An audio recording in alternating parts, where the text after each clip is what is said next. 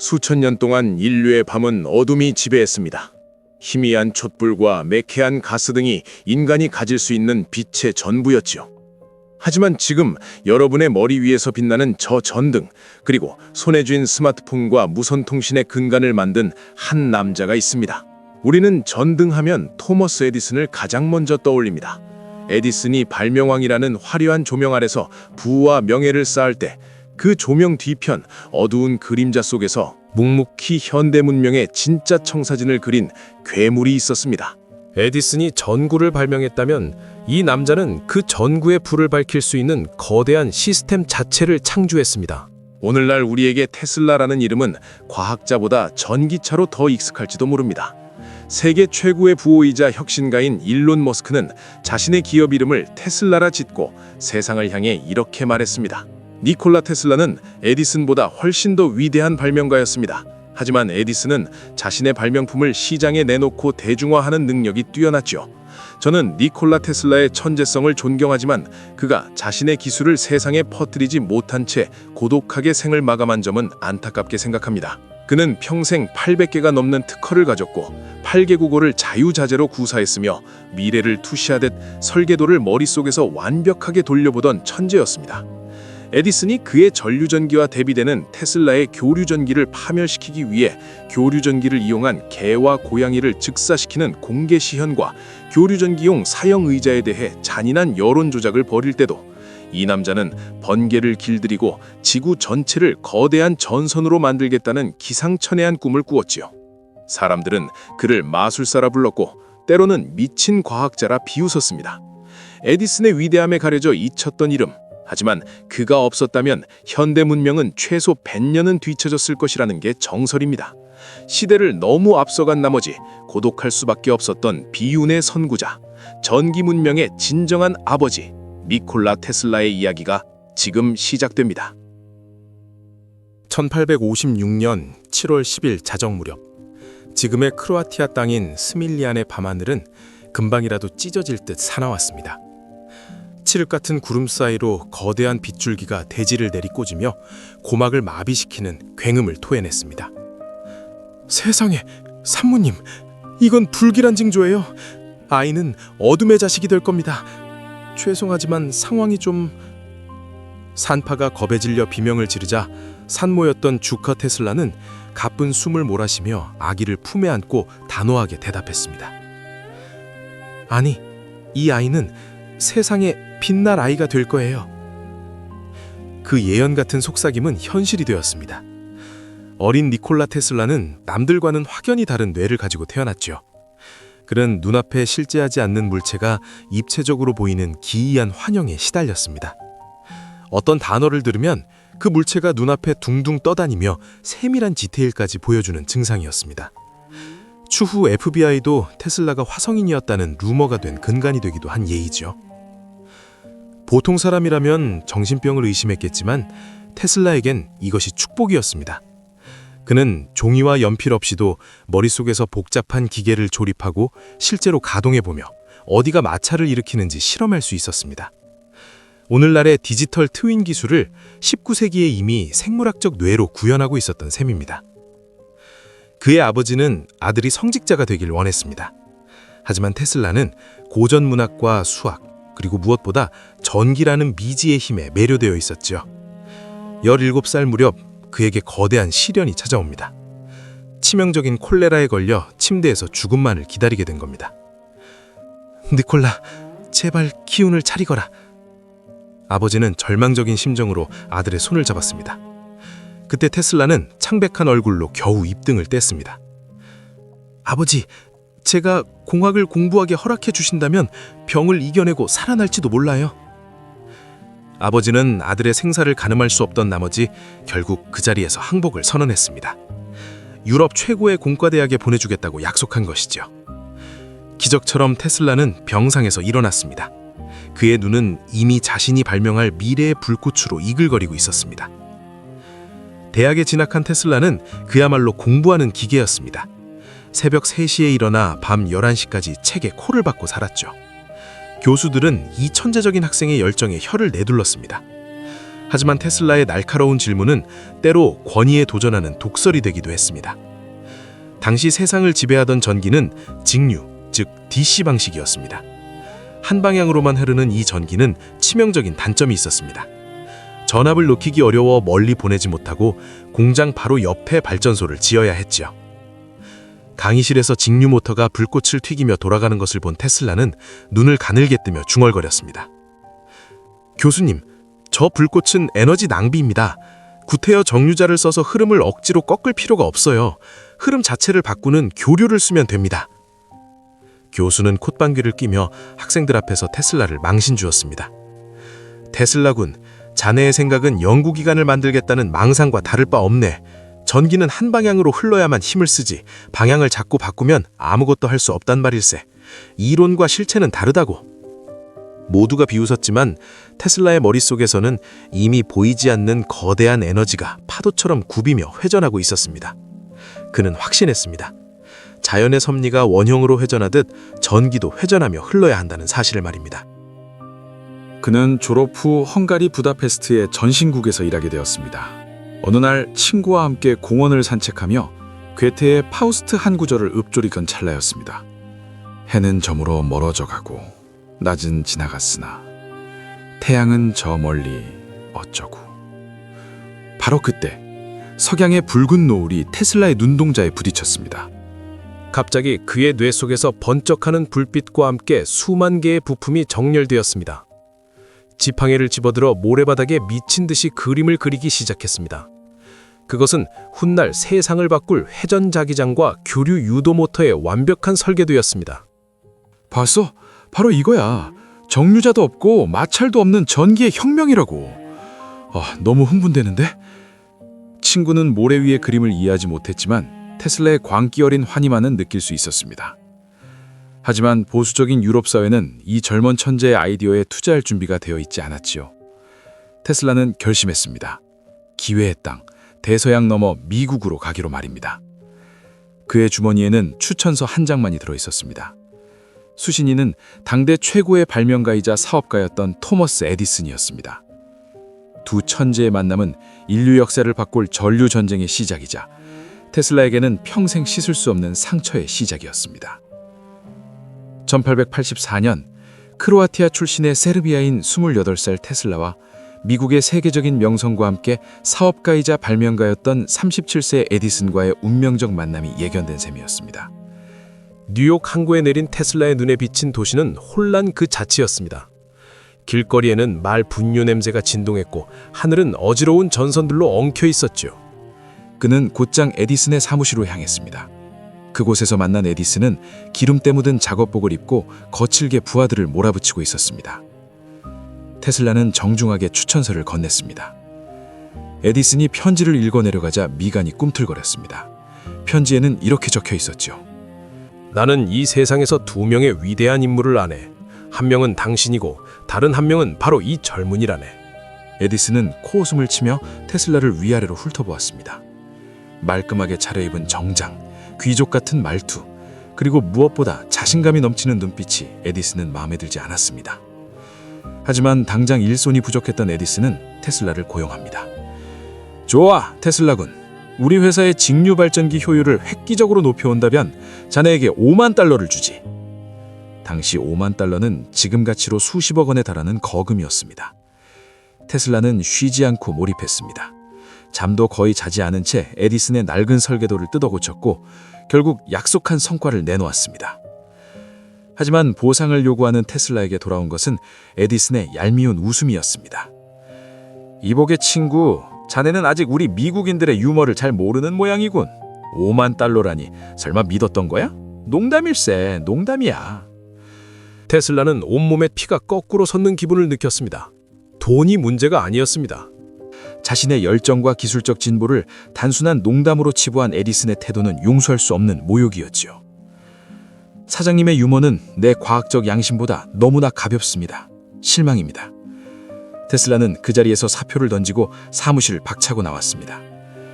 뉴욕의 차가운 밤 공기가 뺨을 때렸습니다.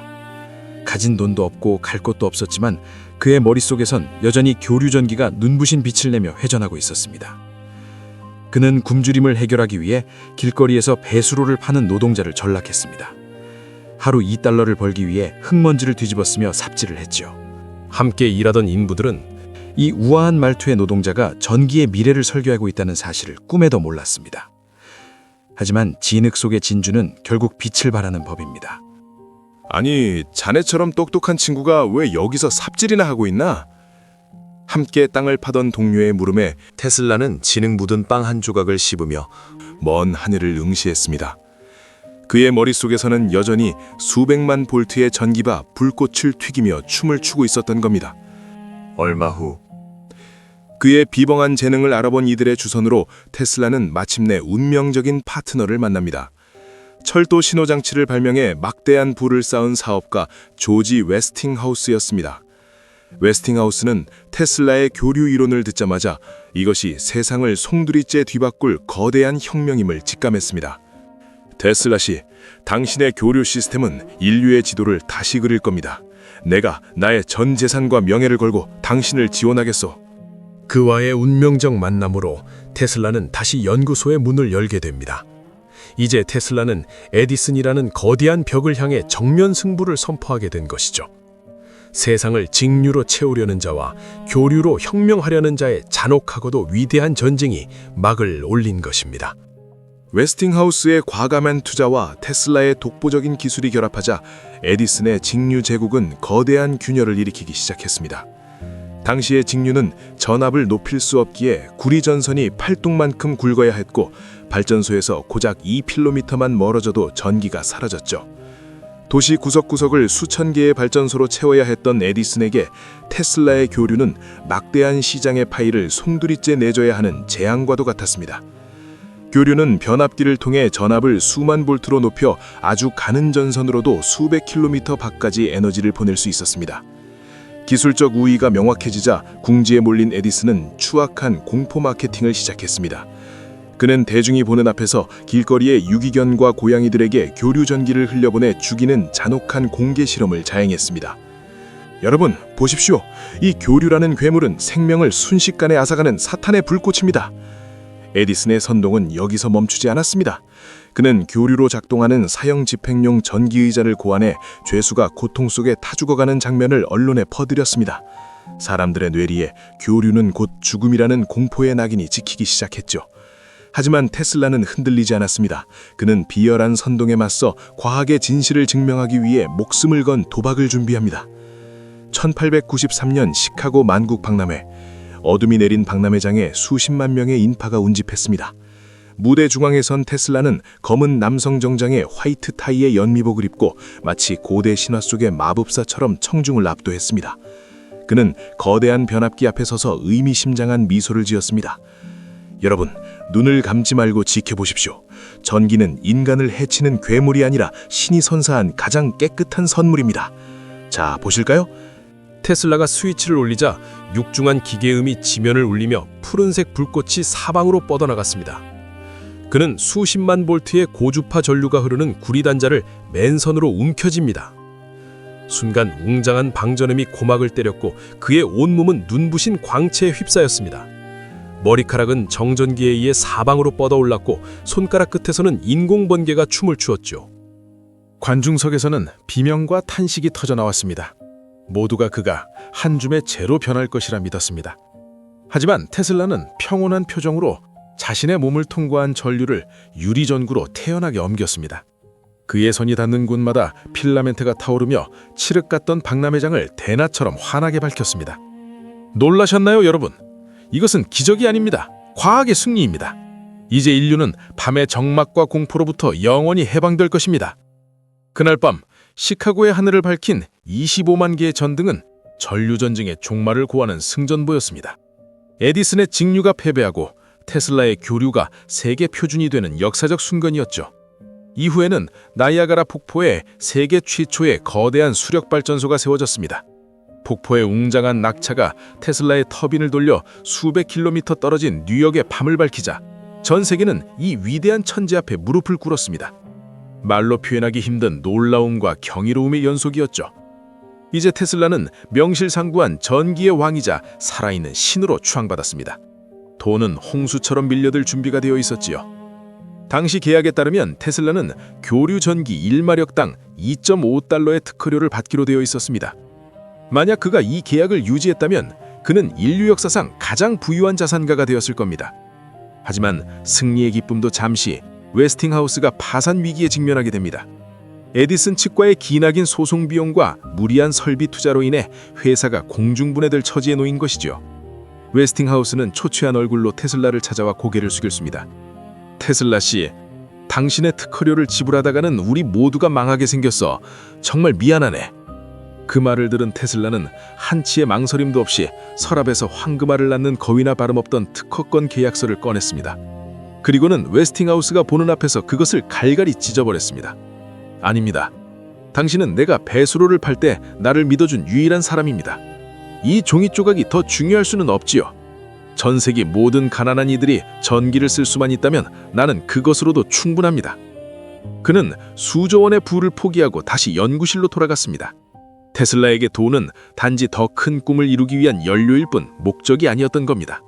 그의 시선은 이제 지상의 전선을 넘어 대기권 전체를 거대한 전선으로 만드는 불가능한 도전으로 향했습니다.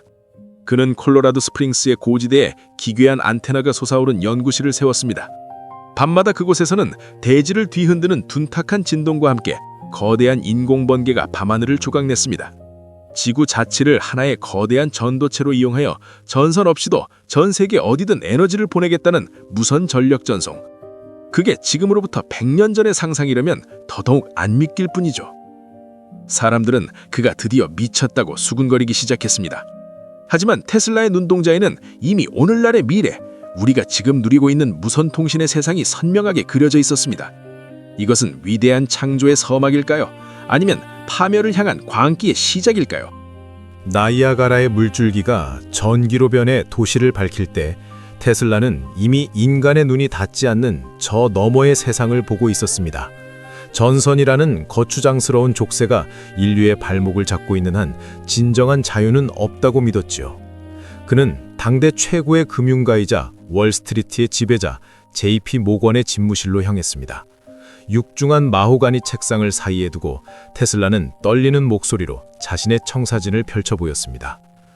이 탑이 완성되면 전 세계 어디서든 정보를 주고받고 공짜 전기를 쓸 수 있게 될 겁니다. 지구 자체가 거대한 도체가 되어 단 한 톨의 석탄 없이도 밤을 낮으로 바꿀 수 있습니다. 인류의 고통을 멈출 수 있는 단 하나의 열쇠입니다. 상상해 보시죠, 모건 씨. 산꼭대기의 목동이 주머니에서 작은 기계를 꺼내 뉴욕의 음악을 듣고 대서양 건너의 가족과 속삭이는 세상을 말입니다. 모건은 시가 연기를 길게 내뿜으며 테슬라를 뚫어지게 쳐다보았습니다. 그의 눈은 혁신이 주는 감동 대신 차가운 손익 계산서를 두드리고 있었죠. 모건은 시가 젤을 털어내며 낮게 깔린 목소리로 대답했습니다. 계량기를 달 수 없는 사업에는 단 1센트도 더 투자할 수 없네. 자네는 신의 영역을 꿈꾸지만 나는 이 땅의 질서를 관리하는 사람이야. 에너지가 공기처럼 흔해지면 내 구리광산과 전선 공장은 누가 책임질 건가? 나에게 필요한 건 세상을 구원할 마법이 아니라 내가 통제할 수 있는 수익 모델뿐이라네. 냉혹한 거절이었지만 테슬라는 포기하지 않았습니다. 그는 모건을 설득해 15만 달러를 받아냈고 롱아일랜드에 인류 사상 가장 기괴하고도 웅장한 구조물을 세우기 시작했습니다. 높이 57m, 거대한 버섯 모양의 구리돔이 하늘을 찌르듯 솟아올랐고 지하로는 36m 깊이의 거대한 철근 뿌리가 지구의 심장을 움켜쥐듯 박혔습니다. 워든 클립 탑이라 불린 이 거대한 바벨탑은 전 세계 무선 네트워크의 중심이 될 예정이었습니다. 실험이 시작되던 밤 롱아일랜드의 하늘은 기이한 푸른 빛으로 뒤덮였습니다. 탑의 꼭대기에서 뿜어져 나온 인공 번개가 구름을 찢고 근처 주민들은 지면이 미세하게 떨리는 진동에 밤잠을 설치며 공포에 떨었습니다. 하지만 테슬라의 가슴은 벅차올랐습니다. 자신의 이론이 맞았다는 것을 지구의 맥박이 증명하고 있었기 때문입니다. 그러나 현실의 벽은 기술의 진보보다 훨씬 높고 견고했습니다. 이탈리아의 마르코니가 테슬라의 특허를 교묘히 이용해 대서양 무선신호 전송에 성공했다는 뉴스가 전 세계를 강타했습니다. 모건을 비롯한 투자자들은 효율성이 떨어지는 테슬라의 거대한 탑 대신 마르코니의 실용적인 무선 전신기에 돈을 쏟아붓기 시작했습니다. 테슬라, 자네는 구름 위를 걷고 있지만 마르코니는 내 주머니에 돈을 넣어주고 있어. 모건의 마지막 통보와 함께 자금줄이 완전히 끊겼습니다. 미완성으로 남은 워든 클리프 탑은 흉물스러운 고철 덩어리로 변해갔고 빚쟁이들은 늑대처럼 달려들어 테슬라의 모든 것을 뜯어갔습니다. 테슬라는 자신의 아이디어를 도둑맞았다는 사실보다 인류를 위해 준비한 무선 에너지의 꿈이 피눈물 없는 자본의 논리에 의해 난도질당한 것에 더 큰 상처를 입었습니다. 마르코니는 그냥 두자. 내 특허 17개를 쓰고 있지만 잘하고 있지 않은가? 그가 하고 있는 건 고작 신호 몇 개를 보내는 것이지만 내가 하려는 건 지구 전체를 하나의 생명체처럼 연결하는 것이었지. 그는 쿨하고 초연한 척했으나 현실은 이미 검게 타들어가고 있었습니다. 이때부터 테슬라의 정신세계에는 기괴한 균열이 생기기 시작했습니다. 그는 숫자 3에 병적으로 집착하며 건물을 들어가기 전 주변을 3번 돌아야만 발을 뗄 수 있었습니다. 식사 때마다 18개의 냅킨으로 식기류를 닦고 또 닦았으며 반짝이는 진주 귀걸이를 한 여성을 보면 발작적인 거부감을 보였죠. 뉴욕의 화려한 사교기에서 퇴출당한 그는 저렴한 호텔을 전전하며 홀로 비둘기들과 대화했습니다. 한때 수만 볼트의 번개를 맨손으로 잡던 그 손에는 이제 낡은 빵 부스러기가 들려 있었습니다. 사람들은 그를 미친 과학자라 부르며 손가락질했습니다. 저 비둘기가 아픈 건 내 가슴이 찢어지는 것과 같다.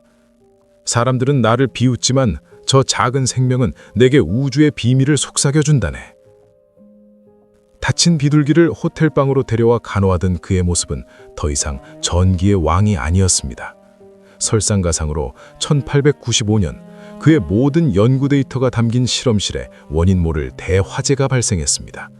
수십 년의 세월과 영혼이 담긴 설계도들이 한순간에 재가 되어 흩날리는 모습을 보며 테슬라는 넋이 나간 채 타오르는 불길을 응시했습니다. 멘탈이 붕괴가 되었죠. 나의 과거가 타는 것이 아니야. 인류의 미래가 재가 되고 있구나. 그는 잿더미 속에서도 굴하지 않고 다시 펜을 들었습니다. 종이가 없으면 머릿속 가상의 공간에 설계도를 그렸고 소모품이 없으면 상상력으로 부품을 조립했습니다. 그는 무한한 상상 속에서 지진기계를 만들어 뉴욕의 고층 빌딩을 뒤흔들기도 했고 인류 최초의 원격 조종보트를 연못에 띄워 마법사라는 소리를 듣기도 했습니다. 이때쯤 대중의 관심은 이미 싸늘하게 식어 있었습니다. 에디슨이 발명한 실용적인 전구와 축음기에 열광할 뿐 테슬라가 주장하는 무선에너지나 우주통신은 그저 미친 노인의 헛소리로 치부되었습니다. 테슬라가 외계에서 오는 신호를 수신했다고 발표했을 때 언론은 그를 조롱의 대상으로 삼았습니다. 그는 점점 더 깊은 고독의 수렁으로 빠져들었습니다. 호텔방 안에서 홀로 번개와 대화하고 숫자의 감옥에 갇혀 지내던 그는 이제 역사 속으로 잊혀가는 유령 같은 존재가 되어버렸습니다. 시대를 너무 앞서 나간 나머지 그 시대에 발붙일 곳이 없었던 비운의 거인. 그의 눈동자는 여전히 100년 뒤의 미래를 향해 있었지만 그의 육체는 차가운 현실의 빈곤 속에 서서히 시들어가고 있었습니다. 1943년 1월 7일 뉴욕의 겨울은 유난히도 시리고 잔인했습니다. 뉴요크 호텔 33층 3327호실. 숫자 3을 사랑했던 노학자가 선택한 마지막 요새에는 전선 하나 연결되지 않은 정막만이 가득했습니다. 창틈 사이로 스며드는 칼바람이 낡은 커튼을 흔들며 처량한 휘파람 소리를 내고 있었지요.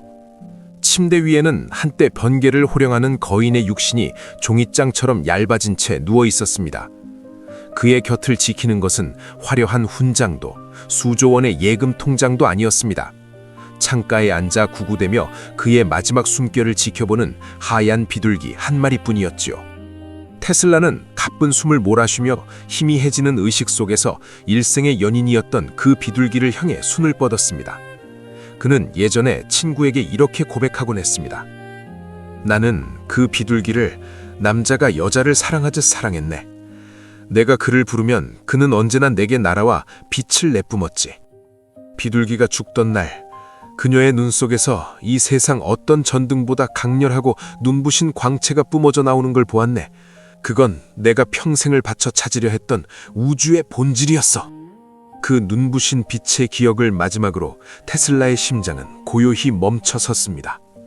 위대한 천재의 퇴장은 이토록 쓸쓸하고 고독했습니다. 청소부가 그를 발견하기 전까지 이틀 동안이나 세상을 바꾼 마법사는 차가운 방 안에 방치되어 있었죠. 하지만 그가 숨을 거두자마자 세상은 기다렸다는 듯 기괴하게 요동치기 시작했습니다. 테슬라의 부고가 공식 발표되기도 전 호텔 복도에는 무거운 구두 소리가 울려 퍼졌습니다. 검은 코트에 깃을 세운 사내들, 바로 FBI와 적성국 자산관리국 요원들이었습니다. 그들은 마치 무언가에 쫓기듯 테슬라의 방을 봉쇄하고 샅샅이 뒤지기 시작했습니다. 하나도 빠짐없이 챙거라. 특히 그가 죽음의 광선이라고 불렀던 설계도는 반드시 찾아내야 한다. 정부는 테슬라가 발명했다고 알려진 입자빔 무기, 즉 텔레포스의 설계도가 적국인 나치의 손에 들어갈까봐 전전긍긍하고 있었습니다. 한때 미친 노인의 헛소리라며 비웃던 자들이 정작 그가 죽자마자 그의 뇌 속에 들어있던 비밀을 훔치려 혈안이 된 것이죠. 테슬라의 연구노트 수천 장이 압수되어 최고 기밀이라는 붉은 낙인이 찍힌 채 지하 보관소로 사라졌습니다. 이때 이 방대한 자료를 검토하기 위해 투입된 인물 중에는 훗날 미국 대통령이 되는 도널드 트럼프의 숙부이자 MIT 교수였던 존 G. 트럼프도 있었습니다. 그는 테슬라의 기록을 살핀 후 정부에 보고했습니다. 그의 생각은 지극히 개인적이고 철학적입니다.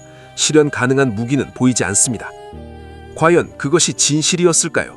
아니면 인류가 감당하기엔 너무나 위험한 기술이라 판단해 은폐했던 것일까요? 테슬라의 유골함이 그의 고향으로 돌아간 뒤에도 그가 남긴 수수께끼 같은 발명품들은 여전히 미 정보기관의 깊숙한 곳에 숨겨져 있다는 소문이 끊이지 않습니다. 세상을 빛으로 물들이려 했던 천재의 마지막 유산은 그렇게 다시 한번 거대한 어둠 속에 갇히게 된 겁니다. 에디슨의 이름이 위인전에 실리고 화려한 조명 아래서 추앙받을 때 테슬라는 교과서 귀퉁이에서도 서서히 지워져 갔습니다. 그의 이름은 잊혔고 그가 만든 교류 전기는 에디슨을 전구 뒤에서 묵묵히 자리매김만 했습니다. 하지만 진실은 전선이 없어도 흐르는 전류처럼 시간을 뚫고 우리에게 도달했습니다. 세월이 흐르고 기술이 발전할수록 과학자들은 경악하며 깨닫기 시작했죠. 자신들이 새어 발견했다고 믿었던 수많은 기술이 이미 100년 전 테슬라의 머릿속에서 완벽하게 설계되어 있었다는 사실을 말입니다. 그가 비웃음당하며 주장했던 무선통신은 와이파이와 블루투스가 되어 우리 손안에 놓였으며 그가 꿈꿨던 회전 자기장은 MRI가 되어 수많은 생명을 구하고 있으며 그가 설계한 교류 모터는 오늘날 도로 위를 달리는 수억 대의 전기차를 움직이고 있습니다.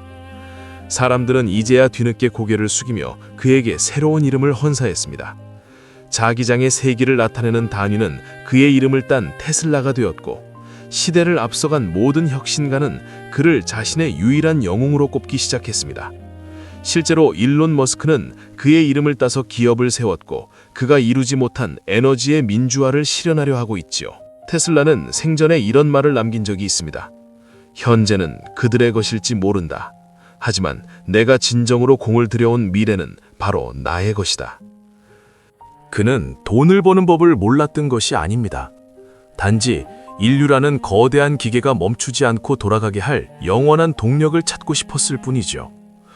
그저 자본가들이 만든 계량기를 혐오했고 자연이 선사하는 무한한 에너지를 모든 인간이 공평하게 나누기를 원했습니다.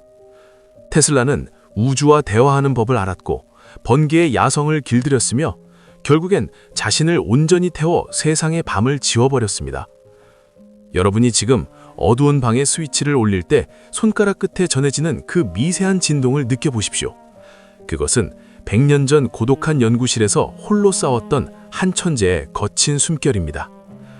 오늘도 손을 떠나지 않는 스마트폰이 보이지 않는 파동을 잡아 사랑하는 이의 목소리를 들려줄 때 그 전파 사이에는 테슬라의 뜨거운 혼이 섞여 있습니다. 우리를 연결하는 모든 무선 신호 속에서 그는 여전히 푸른 불꽃을 튀기며 살아 숨쉬고 있습니다. 시대를 잘못하고 난 비운의 천재가 아니라 시대를 미리 가본 선구자, 어둠 속에 갇힌 인류에게 번개를 훔쳐다 준 100년 전 프로메테우스였던 그. 우주의 열쇠라는 믿음으로 숫자 3에 광적으로 집착했고 하루에 2시간만 자고 일에 몰두했던 지독한 워커홀릭이었던 니콜라 테슬라. 그가 남긴 마지막 빛은 이제 우리의 미래를 환하게 비추고 있습니다. 오늘 밤 여러분의 머리 위에서 빛나는 저 전등이 유난히 밝게 느껴진다면 그것은 그가 보내는 늦은 인사인지도 모릅니다. 안심하십시오. 이제 세상에 더 이상의 어둠은 없을 겁니다.